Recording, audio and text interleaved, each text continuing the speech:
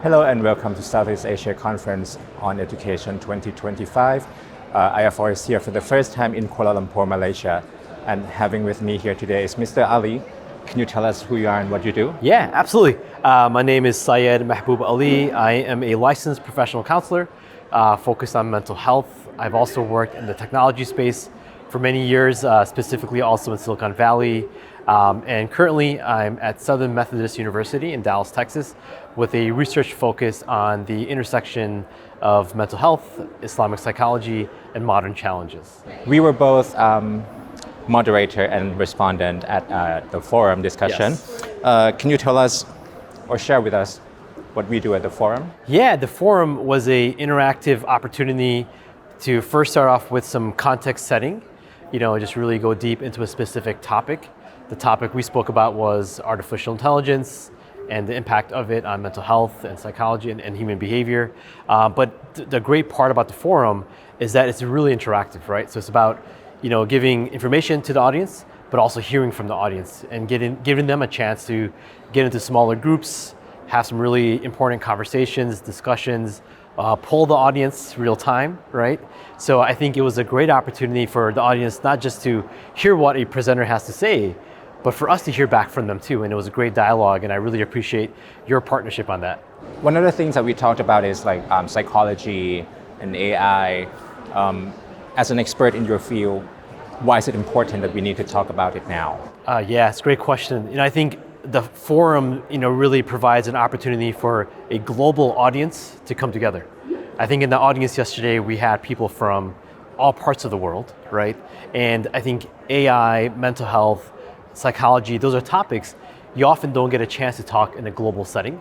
You're often talking about it perhaps with people in your own community, in your own cities, right? So the forum, I felt like, was a great opportunity to really have that intellectual conversation with different thought leaders. It was a very interdisciplinary group, right? So you have folks from mental health backgrounds, technology backgrounds, but you had educators, you had people that focus on other parts of subjects that are important, and they're all bringing in their perspectives from their backgrounds, but they're also their cultural perspectives too. I think a big part of our conversation was about the cultural importance of this conversation, right? And how looking at it from a cultural lens as well. So I think having that conversation in that setting in this time was really important.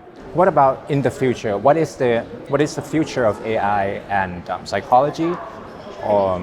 What should we be discussing? What do you see it?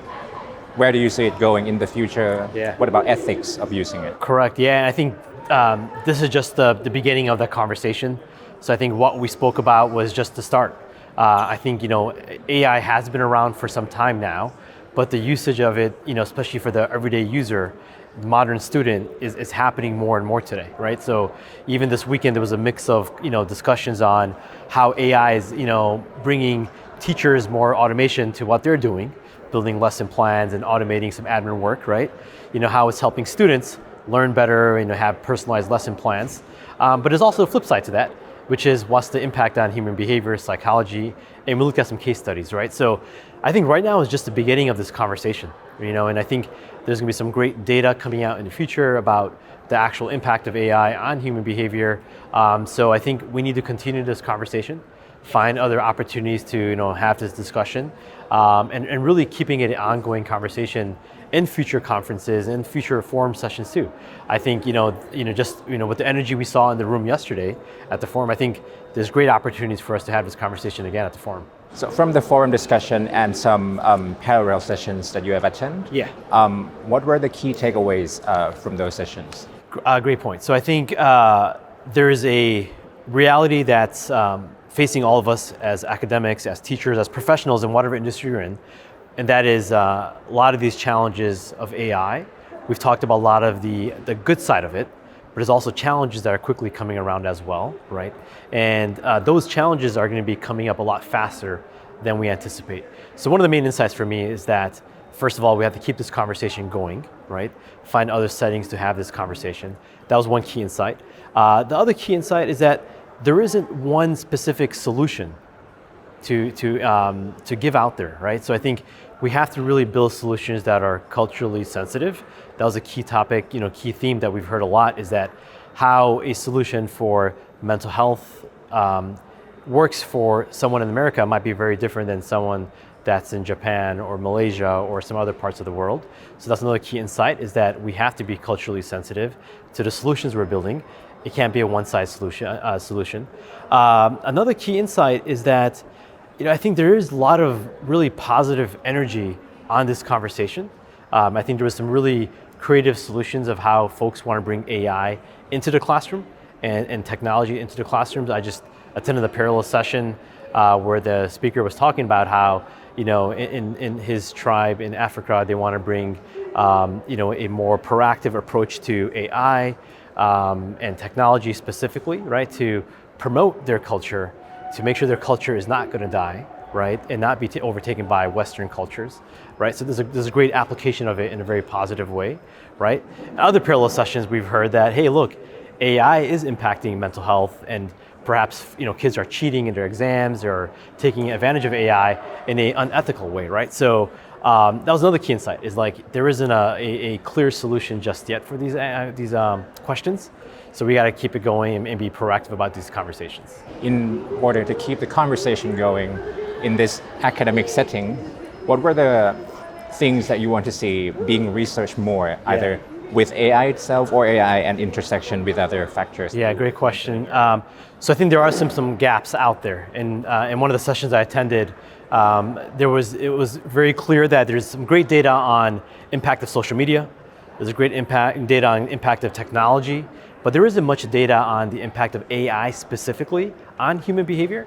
So I think a great gap for us to really see how we could fill is getting some great data, doing some great research, really having some use cases, white papers, even doctorate research done specifically on AI and what the impact is. So I think that's a huge gap that we should really try looking into.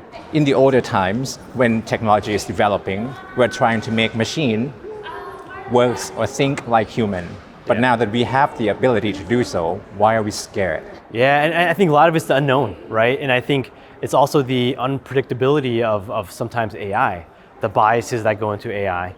We talked a lot about deep fakes, right? We talked a lot about how AI could create self-esteem issues, because a lot of the images, the videos, the content that we might see on social media we're consuming, our students are consuming, might be fake, right? So I think a lot of those lead to concerns about are we ready to fully accept all the benefits of AI if we know there's hallucinations happening, if there's other edge cases which could happen?